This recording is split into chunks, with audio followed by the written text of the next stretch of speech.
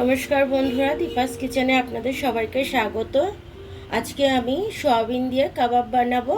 তো চলুন কিভাবে কাবাবটা বানাই দেখে নিন। সেদ্ধ করে নিয়েছি, একদম নরম।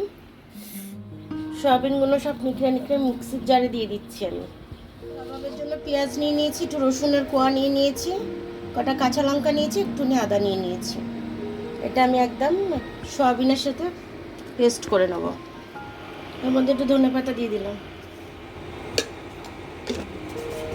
আমচুর পাউডার দিয়ে দিলাম, লঙ্কা দিয়ে দিলাম, একটু নুন দিয়ে দিলাম,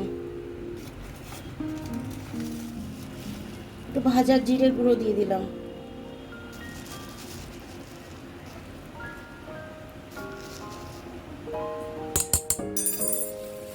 তেল গুঁড়ি দিয়ে দিলাম অল্প করে, খাস্তা হবে বলে।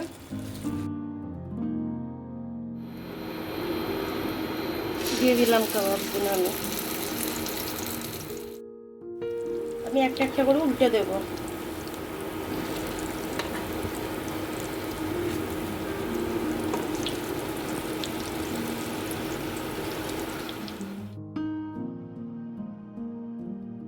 এবার আমি তুলে নিচ্ছি। সয়াবিনের কাবাবগুলো খুব সুন্দরভাবে হয়ে গেছে।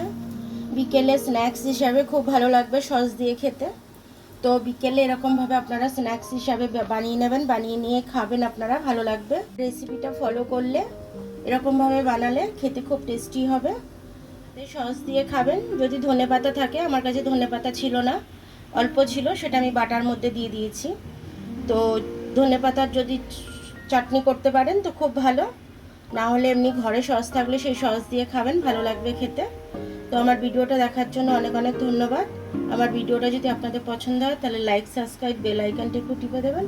আর যদি ফেসবুক থেকে দেখেন তাহলে লাইক আর ফলোটা একটু করে দেবেন। আবার কাল দেখা হবে নতুন রেসিপির সাথে। ততক্ষণ আপনারা ভালো থাকবেন, আমি আসছি।